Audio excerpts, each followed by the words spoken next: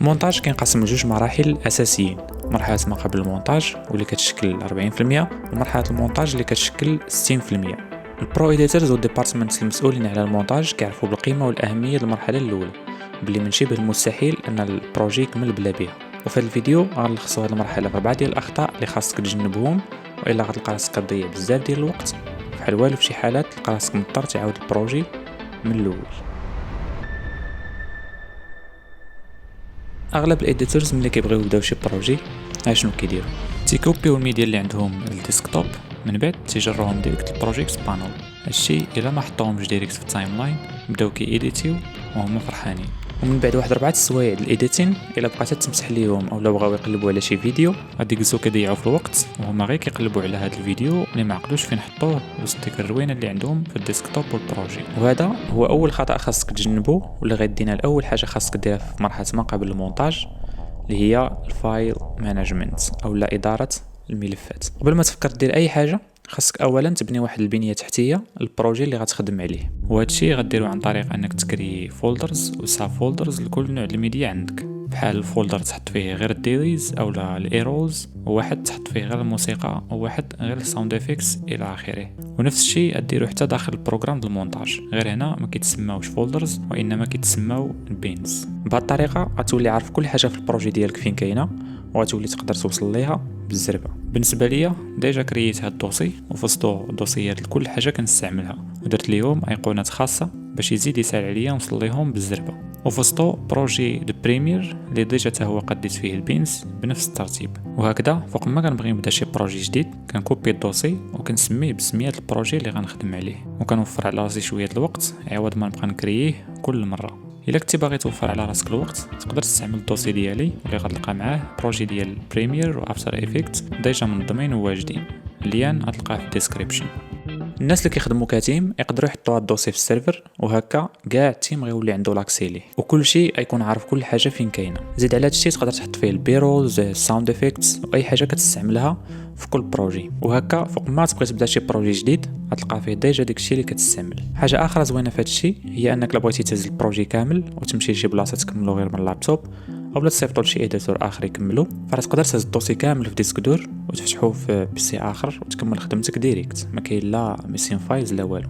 غير هنا خاصك تمشي للبريفرنسز ميديا كاش وتاكد ان هذا الاوبشن مفعل. هادو ملفات مؤقته تكريهم بريمير باش يسرع من الاداء ديال البروغرام. هاد الاوبشن كيخلي بريمير انه يكريهم جنب كل ميديا عندنا وسط الدوسي ديال البروجي، باش هكذا ملي غتفتحوا في شي بيسي اخر ما غيعاودش يكريهم من جديد ويضيع لينا الوقت. وتجنب انك تفعل هاد الاوبشن الا كنتو خدامين كتيم، حيتاش يقدر يدير لكم مشاكل في السيرفر. كاين 3 ديال الطرق اللي تقدر تامبورتي بهم الميديا في بريمير واللي اغلب الايديتورز كيستعملوهم. الاولى كيجروا الميديا ديريكت بروجيكت بانل، الثانيه كيمشيو للفايل امبورت، الثالثه دبل كليك في البروجيكت بانل. هاد الطرق كاملين صحاح ولكن ثقالين وماشي طرق احترافيه، وهذا ثاني خطا خصك تجنبو واللي غادينا ثاني حاجه خصك ديرها في مرحله ما قبل المونتاج، وهي انك تستعمل الميديا براوزر. في بريمير سير الويندو وتاكد انك متشيكي الميديا براوزر والبروجيكت بانل، وسد كاع البانلز الاخرين بما اننا غنحتاجو فقط لهاد جوج بانلز في هذه المرحله. من بعد تقدر تسيفي هاد الشيء كامل كمساحه عمل جديده باش ترجع ليها فوق ما تبغي تامبورتي الميديا في البروجي. في الميديا براوزر عندك بزاف الحوايج، في الجنب عندك مساحات التخزين سواء كانوا اكسترنال لوكال او لا نيتورك، وهنا فين كتقلب على الميديا اللي عندك. الا كان عندك شي دوسي ديما كتامبورتي منه تقدر تزيدو في القائمه المفضله باش تولي توصل ليه بالزربه عوض ما تبقى تقلب عليه كل مره وسط الدواسه. ملي تكون كتقلب على الميديا تقدر تستعمل هاد الاسهم باش تزيد اولا ترجع خطوه للور. من بعد ما تلقى الدوسي اللي فيه الميديا ديالك غيبانوا لك هنا كصور مصغره، ولتحت تقدر تختار طريقه العرض سواء ايكون فيو ليست فيو او لا تزومي.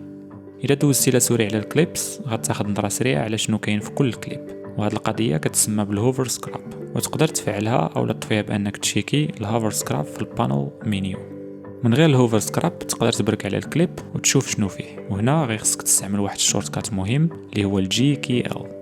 زيد على هادشي تقدر تحدد واحد الجزء من الكليب اللي باغي او اللي غادي تستعمل.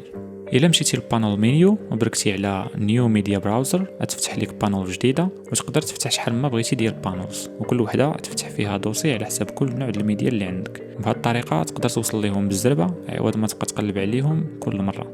الا بغيتي تامبورتي الميديا ديالك البروجي، سيليكسيوني البين فين غتامبورتيهم في البروجيكت بانل اولا كريي واحد جديد. من بعد سير الميديا براوزر، سيليكسيوني الميديا اللي باغي تامبورتي اولا حتى دوسي اولا الرام ديال الدواصه. من بعد برك على امبورت، وما تنساش انك تبقى منظم وكل حاجه تامبورتيها في بلاصتها. لحد دابا مازال ما ذكرتش القضيه ديال انك تكوبي راشز اللي كيوصلوك في الديسك دور اولا كارت ميموار للبيسي ديالك، واللي من المفروض هي اول حاجه خاصك ديرها من بعد الفايل مانجمنت. البلان هنا هو انك لا خدمتي بهذه الطريقه غتصدم بلي النص في داكشي اللي كوبيتي معطوب، وإلا كنتي مسحتيهم من الكارت ميموار والديسك دور فهاديك صدمه اخرى. هذا البلان ما توقعش بزاف ولكن ممكن يطرا وطيح فيه شي نهار. في الميديا براوزر الا مشيتي لهاد الكلامونيت غتخرج لك هاد الويندو واللي سميتها الانجست سيتينغز. تشيكي هاد الاوبشن ديال الانجست وهنا غيطلعوا لك 4 ديال الاوبشنز. اللي كاين فيهم هو الاول، الاخرين عندهم علاقه بالبروكسيز اللي غنخليهم حتى شي حلقه نهضروا فيها على البروكسيز ونشرحوهم. في البريسيت واهم حاجه في هادشي كامل اختار copy with md5 verification. في البرايمري ديستنيشن اختار choose file واختار البلاصه فين غتكوبي الميديا وتاكد انك تحطهم في الدوسي ديال البروجي باش تبقى منظم وكل حاجه تكون في بلاصتها. من بعد سيليكسيوني البين في البروجيكت بانل واختار داكشي اللي غتكوبي من الميديا براوزر بانل ودير امبورت. هنا غيتفتح البروغرام ميديا انكودر، ما تخافش غيكون غير كيكوبي ماشي كيريندري، والسرعه هنا كتعتمد على سرعه القراءه والكتابه في الديسك دور عندك. بهذه الطريقه غتكون كوبيتي وامبورتيتي الميديا ديالك البروجي في نفس الوقت وانت ميقن ان حتى شي حاجه معطوبه اولا ناقصه، وفي حاله ما كانت شي حاجه غيطلع لك ميساج. هاد القضيه مهمه بزاف في حاله ما كنتي مزروب اولا في شي سيشن ديال التصوير بغيتي تكوبي داكشي اللي في كارت ميموار باش تخويه.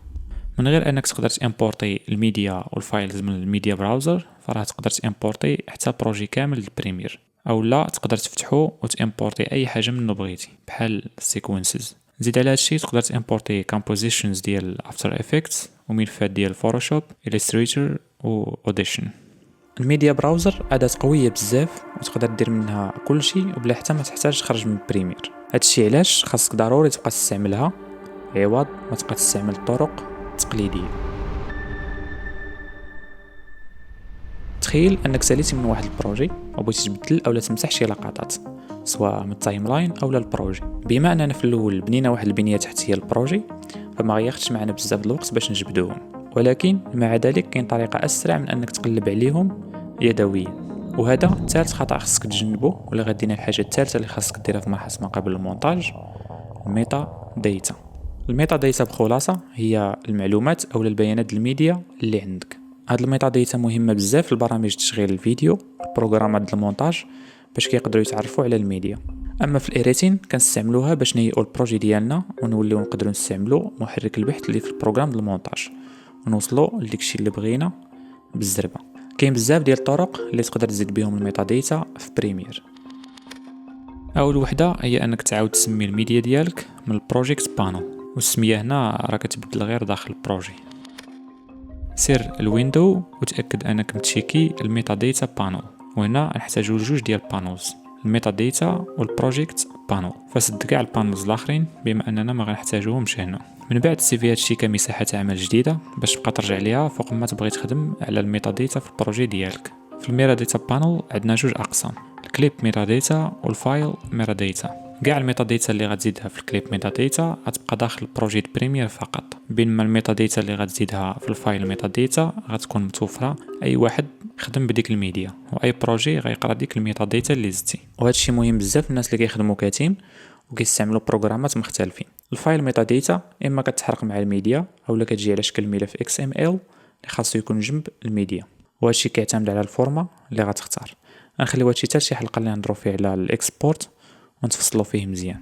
في الميتا داتا بانل الا مشيتي للمينيو ومشيتي للميتا داتا ديسبلاي هنا تقدر تخفي وتخلي اشنو اللي يبان لك في الميتا داتا. كاين بزاف ديال الاوبشنز، بالنسبه ليا كنطفي كلشي كنخلي غير الديسكريبشن، النيم، لوغ نوت، شي وحدين اساسيين بحال نوع الميديا والفريم ريت الى اخره. وتقدر تسيب هاد الاختيارات اللي غدير باش يبقاو معاك ديما. الا بغيتي تزيد واحد الكاستم ميتاديتا خاصه بك، برك على اد بروبرتي واختار اش من نوع بغيتي، وتقدر تزيد سكيما خاصه بك ومن بعد تزيد بروبرتيز خاصين بك. هاد القضيه غتحتاجها فقط في حاله ما كان مطلوب منك انك تزيد شي نوع خاص الميتاديتا اللي مكاينش في بريمير. من غير هادشي فراه كيوفر لك تقريبا كاع داكشي اللي غتحتاجو. الا مشيتي للمنيو ديال البروجيكت بانل ومشيتي للميتاديتا ديسبلاي، غتخرج لك نفس الويندو اللي عاد شرحناها في الميتاديتا بانل، غير هذه خاصه بالبروجيكت بانل. من بعد ما دير الاختيارات ديالك غتلقاهم هنا، وتقدر تحكم في المساحه ديالهم وتزيد الميتاديتا غير من هنا بلا ما تدخل الميتاديتا بانل. في البروجيكت بانل سيليكسيوني الكليب اللي بغيتي وسير الاوبن ان سورس مونيتور ودير اد ماركر. من بعد بقى بارك على الت وجر الماركر باش تحدد اين بارتي بغيتي في الكليب، وبرك جوج بركات على الماركر. وهنا تقدر تزيد الميتاديتا في النيم والكومنتس وتختار اللون ديال الماركر. تقدر تزيد شحال ما بغيتي الماركرز على حساب كل بارت من الكليب وشنو فيه. نفس الشيء كينطبق حتى على التايم لاين، غير هنا تاكد انك مسيليكسيوني التايم لاين بانل وماشي الكليب. في البروجيكت بانل الا سيليكسيونيتي الكليب اللي زدتي فيه الماركرز وفتحتيه في السورس مونيتور ومشيتي للماركرز بانل اللي تقدر تجبدها من ويندو ماركرز، غتلقى كاع الماركرز اللي زدتيهم في الكليب وتقدر تفلتريهم على حساب اللون، وهكذا تولي تقدر توصل لاي بارت عندك في الكليب بالزربه. غير هنا تاكد انك متشيكي هاد جوج اوبشنز في المنيو ديال البانل.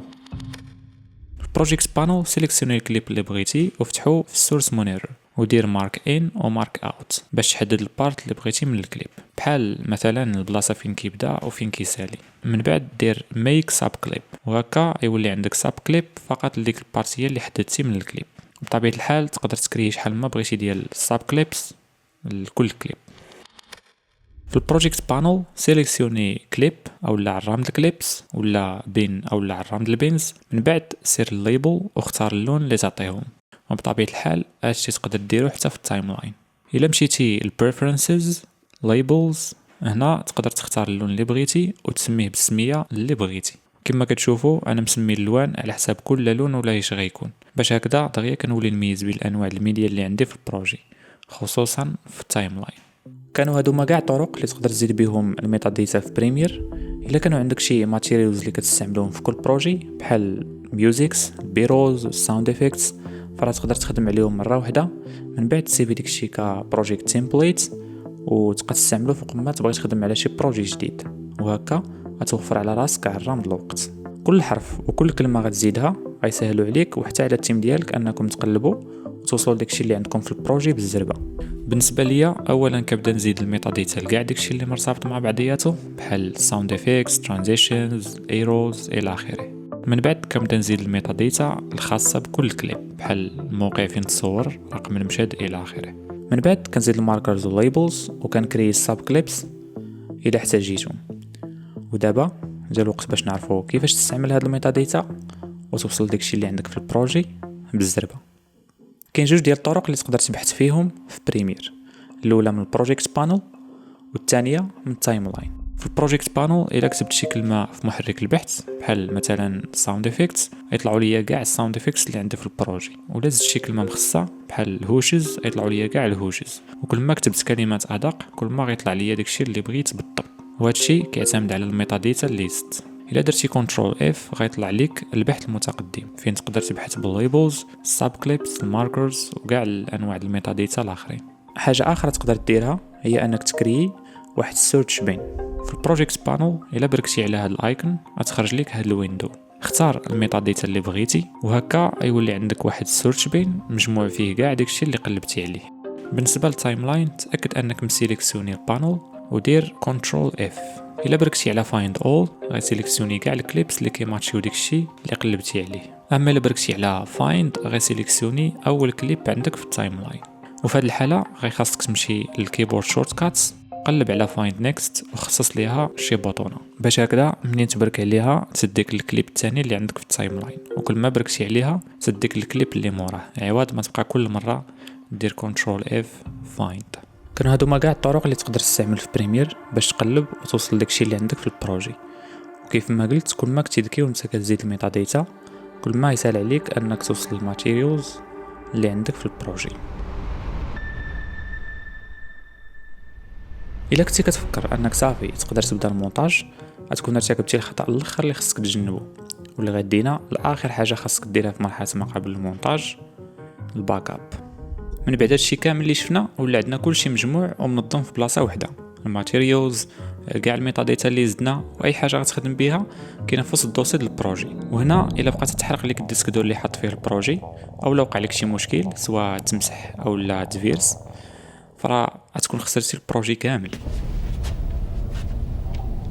بما ان الثقه في شي حاجه سميتها ديجيتال شبه منعدمه، حيت ما غتعرف المشكل منين يقدر يخرج لك، هادشي علاش خاصك دير الباك اب اولا واحد النسخه احتياطيه من البروجي شي ديسك دور اللي يكون امن. وهنا ما كاين ما احسن من الاتش دي ديس. الا كنتي خدام على شي بروجي اولا دوكيومنتري اولا شي بروجي كبير، فالحجم ديالو غيكون كبير بزاف، فماشي من المنطقي ان كل مره تبقى تكوبي البروجي كامل باش دير واحد النسخه احتياطيه لداكشي اللي خدمتي عليه. وهنا فين تيجي الانكريمنتال باك اب، بمعنى غتكوبي غير داكشي اللي تزاد اولا تبدل في البروجي وغتحطو على اخر باك اب درتي، اللي في الاغلب غيكون البروجي د بريمير وشي ميديا اللي تزادت. وبهذه الطريقه غتكون وفرتي على راسك الوقت والمساحه ديال التخزين. بما اننا ديجا بنينا واحد البنيه تحتيه للبروجي، فغيكون سهل علينا اننا نديرو الانكريمنتال باك اب، بما اننا عارفين كل حاجه فين كاينه. اولا تقدر تستعمل سوفتويرز اللي كيديروا هذه الخدمه اوتوماتيك. وهكذا كنكون تعرفنا على كاع الاخطاء اللي كيخليوك تقيل واللي كيشكلوا لينا 40% من المرحله ديال ما قبل المونتاج. وبطبيعه الحال هادشي تقدر تطبقه في كاع الاندستري ستاندرد اناليز الاخرين. في الاعمال الكبيره هادشي كيكون مسؤول عليه الاسيستنت اديتور، ويقدر يكون اكثر من واحد. هادشي كيعتمد على الحجم والديدلاين ديال البروجي. واكيد في المستقبل غادي نشوفوا اي تولز اللي كيديروا هاد الخدمه كامله. في الجهه الاخرى الاديتور كيركز على الجانب الابداعي وكيبدا يبني الاري ديسيجن ليست، وهادشي اللي غادي تعرفوا عليه وغنتفصلوا فيه مزيان في الفيديو الجاي. هاد المراحل يقدروا يبانوا لك ماشي مهمين وانك تقدر تسكيبيهم وتبدا المونتاج ديريكت. في بروجيات صغار اللي ما فيهمش بزاف ديال الماتيريالز ما غتحسش بالفرق، ولكن في بروجيات كبار اللي فيهم الاف الساعات ديال الديليز هادشي مهم ومهم بزاف، ومن شبه المستحيل ان البروجي يكمل بلا بيهم. هادشي علاش خاصك تعود تخدم بهاد الورك فلو حتى في البروجيات الصغار. فكر في هادشي بحال شي لغه اللي تقدر تواصل بها مع الاديتورز الاخرين، سواء كنتو خدامين كتيم او لا قررتي انك تعطي البروجي لشي اديتور اخر يكملو. زيد على هادشي فراه كتجنب راسك من ديك اللحظات ديال ستريس منين كيقرب الديدلاين. فعوض ما تبقى ستريسي كتقلب على شي فيديو اللي ما عقلتيش فين حطيتيه والديدلاين قرب، فغتلقى راسك مرتاح من هاد الناحيه حيت ديجا خدمتي على هاد القضيه في الاول. مازال واحد جوج حوايج اخرين اللي خاصهم يداروا في مرحله ما قبل المونتاج ما ذكرتهمش في هذا الفيديو، وهما الاوديو تشانل مابين والاوديو سينكرونايزيشن اللي غنخليهم حتى شي حلقه اللي نهضروا فيها على الصوت ونشرحوهم. فإلا وصلتي حتى لهنا ما تنساش تشيكي الدوسي، انا ميقن غيفيدك بزاف في البروجيات اللي غتخدم عليهم مستقبلا. كان معكم زكريا، تهلاو.